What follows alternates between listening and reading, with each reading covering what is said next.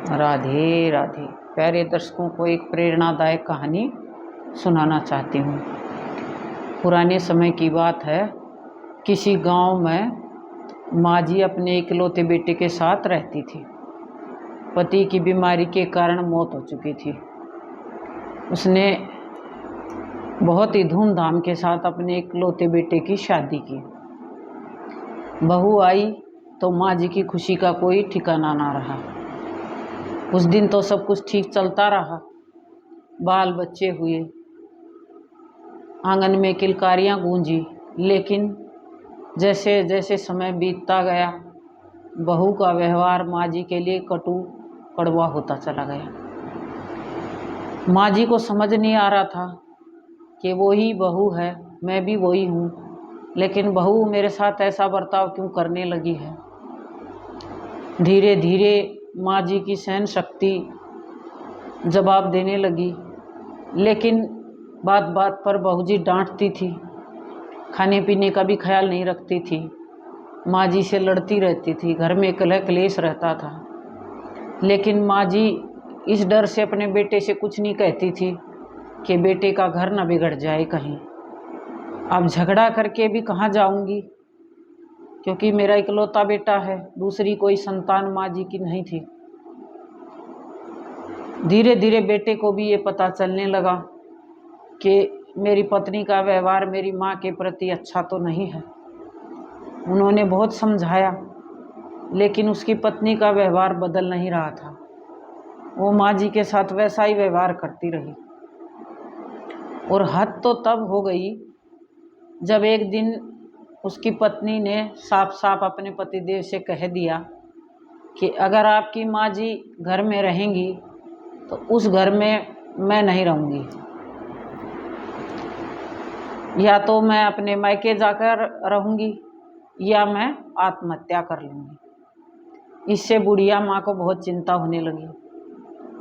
अगर बेटे ने कुछ किया तो भी मैं कहीं की नहीं रहूँगी, अगर बहू को कुछ हुआ तो भी बच्चे बिना माँ के हो जाएंगे, और जो है समाज में भी बहुत बदनामी होगी, बेटे का घर उजड़ जाएगा।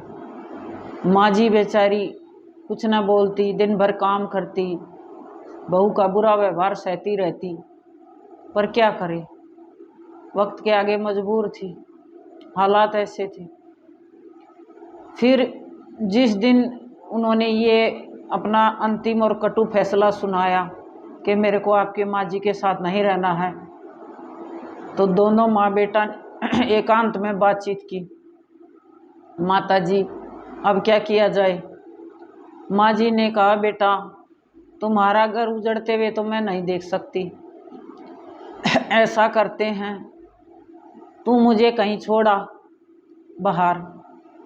अब उन्होंने कहा, माँ जी आपको इस बुढ़ापे में मैं कहाँ छोड़ के आऊँ, आप कहाँ रहोगे, मेरा कोई भाई बहन भी नहीं है जिसके पास आप रह सको। बोला, बेटा देखा जाएगा। माँ जी मुरली वाले की बहुत बड़ी भगत थी। उन्होंने कहा, जैसा मुरली वाले चाहें। गाड़ी जोती, कुछ ज़रूरी सामान लिया और दोनों माँ बेटा चल दिए। उसके बाद उनके गांव से 20 कोस दूर पे जंगल पड़ता था। दोनों माँ बेटा चले गए। अब वहाँ पहुँचते पहुँचते दोपहर बाद का समय हो गया। रास्ते में भूख लगी, कोई फल वल तोड़ के माँ बेटा ने दोनों ने कुछ भोजन किया, खाया। उसके बाद माँ जी ने कहा, बेटा अब आगे नहीं जाना है, तुम्हें वापस भी बच्चों के पास जाना है, मुझे यहीं छोड़ दो और तुम चले जाओ, वापस चले जाओ। बेटे का मन बहुत भारी हो रहा था। माँ जी को बिहार जंगल में इस बुढ़ापे में अकेले कैसे छोड़कर जाऊं।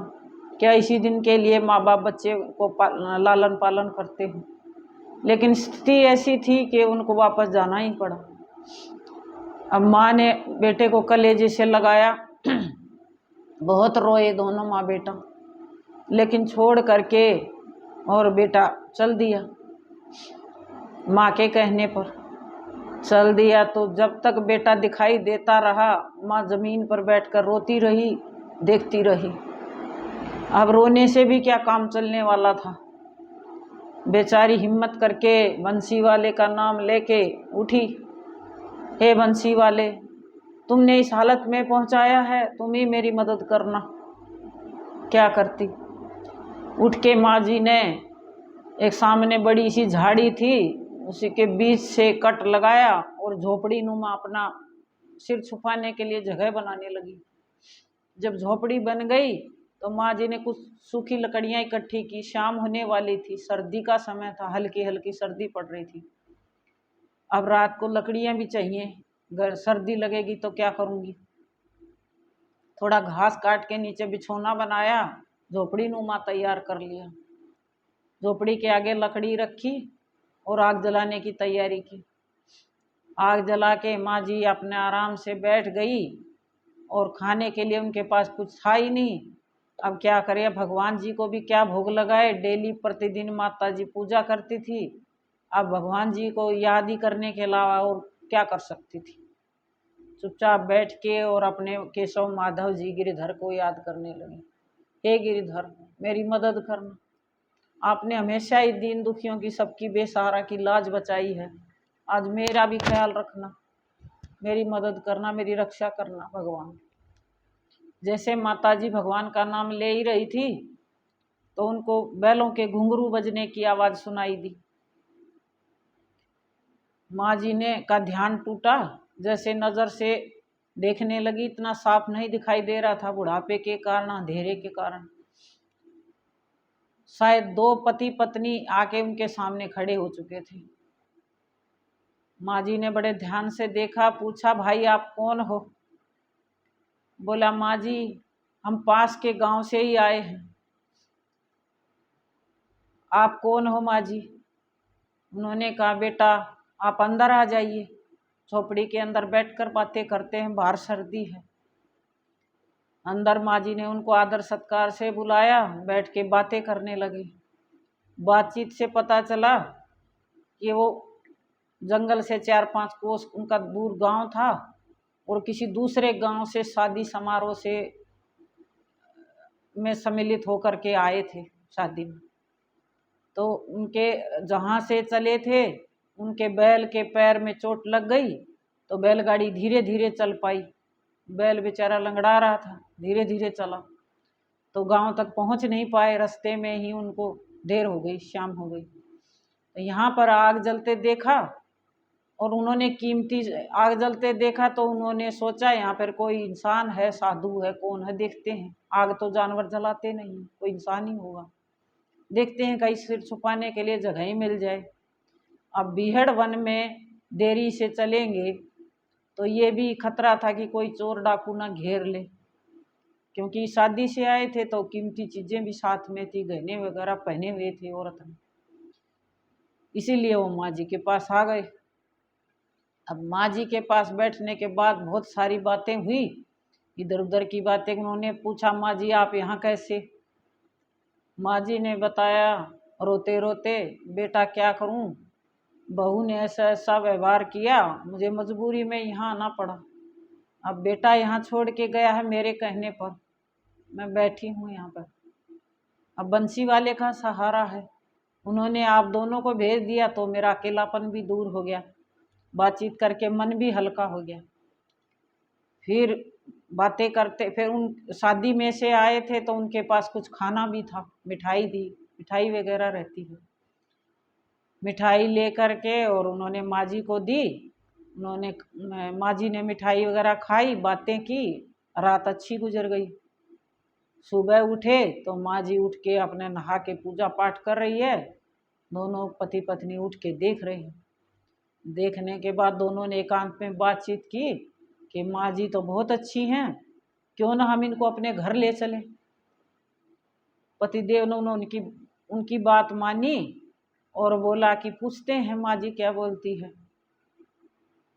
जैसे ही माँ जी पूजा उजा करके अंदर आई, बोले, माँ जी आपको हाथ जोड़ के विनती करते हैं कि हमारी माँ जी का कुछ साल पहले स्वर्गवास हो गया है, अब घर में देखभाल करने वाला कोई नहीं है, हमें बहुत कमी महसूस होती है अपनी माँ जी की। खेत पर जाते हैं तो घर में कोई देखने वाला नहीं होता है, अब क्या करें, अगर आपसे हाथ जोड़ कर विनती करते हैं, अगर आप उचित समझो तो हमारे साथ हमारे घर चलिए। अब माँ जी ने सोचा कहीं ये भी वैसी ही हो जैसी मेरी बहू है, ये औरत भी मुझे धक्का दे के बाहर निकाल दे, फिर मैं कहीं की नहीं रहूंगी। लेकिन उसे उनका आदर सत्कार और उनका जो है व्यवहार अच्छा लगा। बंसी वाले का नाम ले करके और माँ जी ने जो है हाँ कर दी। हाँ करने के बाद गाड़ी में बैठे सुबह और तीनों जने अपने घर के लिए निकल पड़े। घर पहुंचे, बहुत ही अच्छा घर बनाया हुआ था, खेती बाड़ी थी, पशु पाले हुए थे, सब कुछ था। लेकिन माँ जी की कमी थी, वो बंसी वाले ने पूरी कर दी। अब दोनों पति पत्नी खेत पर जाने लगे, काम करने लगे। घर पर माँ जी देखभाल करने लगी, सारा काम सही समय पर होने लगा, पशुओं की देखभाल, घर की देखभाल, सब कुछ ठीक चलने लगा। अब दोनों खेत पर जाने लगे तो खेत में भी अन्न उपजने लगा, खेती बाड़ी की देखभाल होने लगी, घर में फायदा होने लगा। कुछ माँ जी के शुभ चरण पड़े और बंसी वाले बाबा की कृपा हुई, मुरली वाले भगवान कृष्ण की दया हुई, तो सब कुछ अच्छा चलने लगा। अब उनकी कोई संतान नहीं थी, माँ जी के आशीर्वाद से 3-4 संतानें भी हो गई। घर में जो है किलकारियां गूंजने लगी, पोता पोती खेलने लगे, घर में सब कुछ संपन्नता आ गई। खेत में भी अन्न धन उपजने लगा, घर में भी, पशुओं में भी, बच्चे भी हो गए, चारों तरफ से अच्छा ही हो गया, उन्नति हो गई।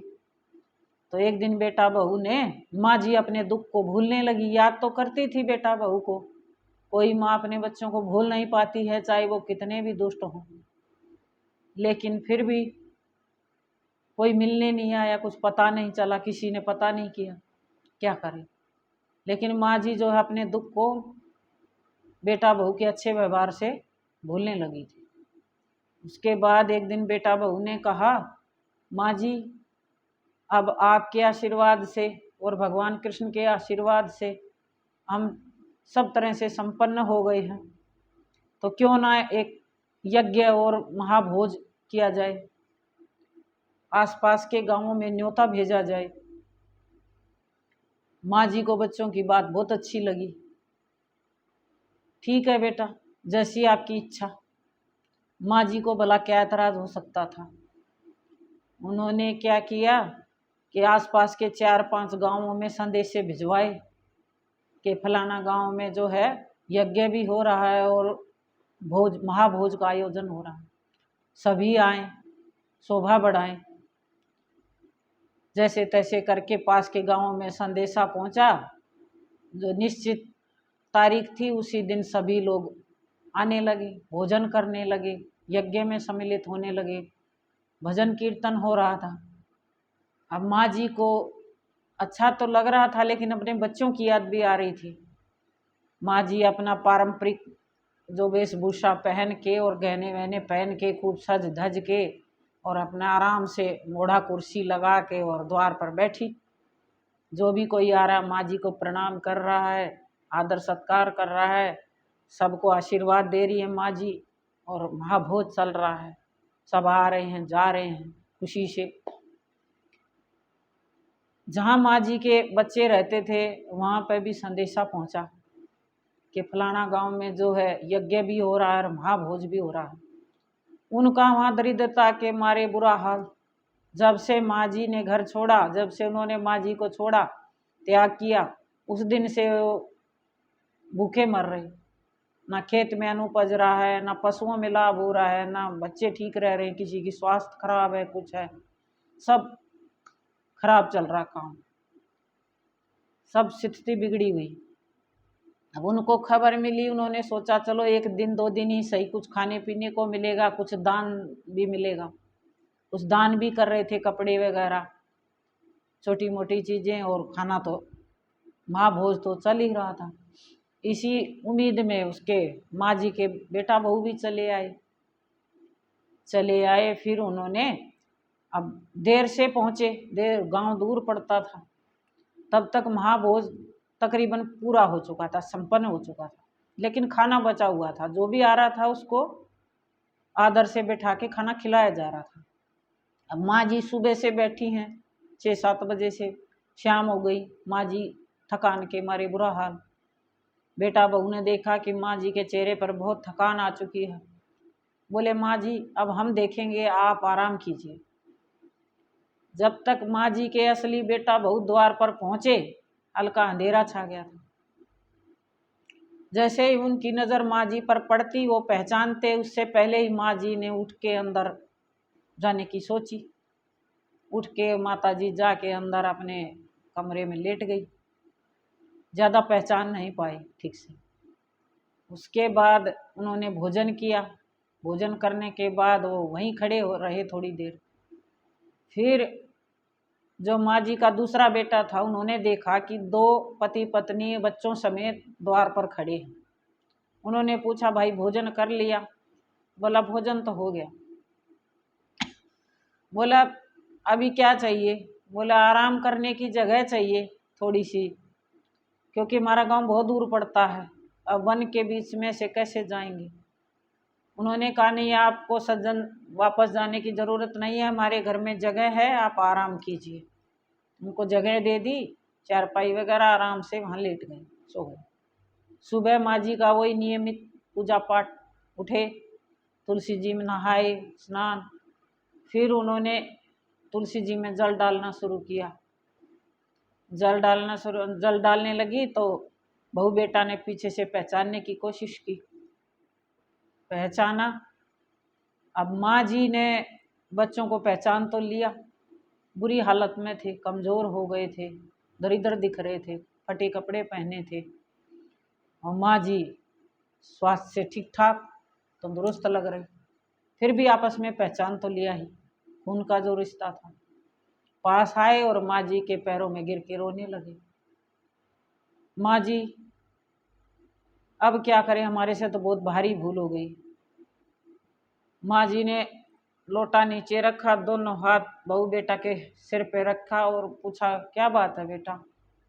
बोला माँ जी जब से आपका त्याग किया हमारे पास कुछ भी नहीं है, बहुत ही बुरी हालत में है, हमें माफ़ कर दीजिए।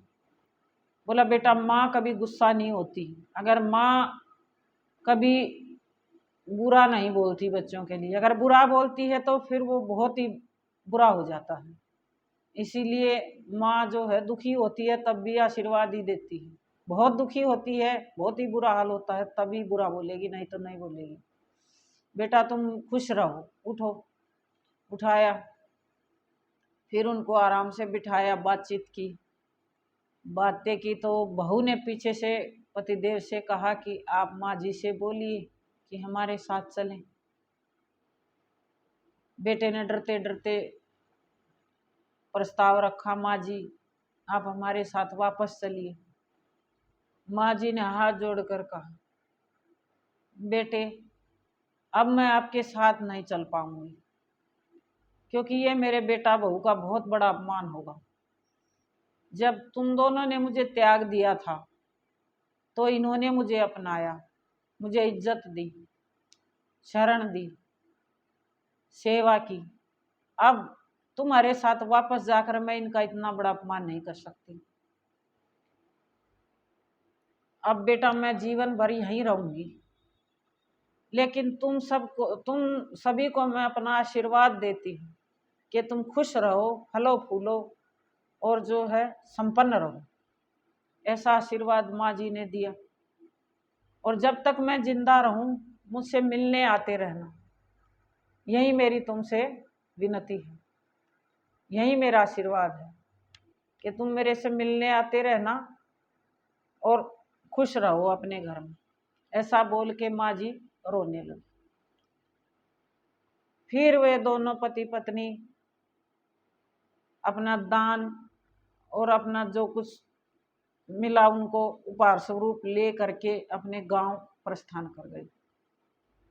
सुख शांति छा गई उनके घर में, सब कुछ ठीक चला, संपन्नता रही, दरिद्रता चली गई, सब ठीक रहा। माँ जी से मिलने आते भी रहे, लेकिन माँ जी उनके साथ कभी नहीं गई, अपने दूसरे बेटा बहू के साथ ही रही और खुश रही। पूरी जिंदगी उन्होंने उनकी सेवा की और खुशी से ही उनका अंतिम विदाई दी। अब कहानी की शिक्षा ये है कि माँ से बड़ी कोई देवी नहीं होती, पिता से बड़ा कोई देवता नहीं होता। पूरा जीवन आपके लालन पालन में लगा देते हैं, पूरी ताकत झोंक देते हैं। आप सभी दर्शकों से मेरा निवेदन है, हाथ जोड़कर निवेदन है कि अपने माँ बाप की पूरी पूरी इज्जत दें, सम्मान दें, सेवा सत्कार करें, जितना हो सके उनकी बात मानें और उनकी बात उनको कभी दुत्कारे नहीं। यही मेरी आप सबसे गुजारिश है। माँ की ममता का संसार में कोई दूसरा उदाहरण नहीं होता है। माँ की ममता अनमोल होती है। यही कहानी की भी शिक्षा है। कहानी यही शिक्षा देती है कि माँ की ममता का कोई मोल नहीं होता है। अगर आप मेरी कहानी आपको पसंद आई हो तो लाइक करें, शेयर करें, सब्सक्राइब जरूर करें। राधे राधे।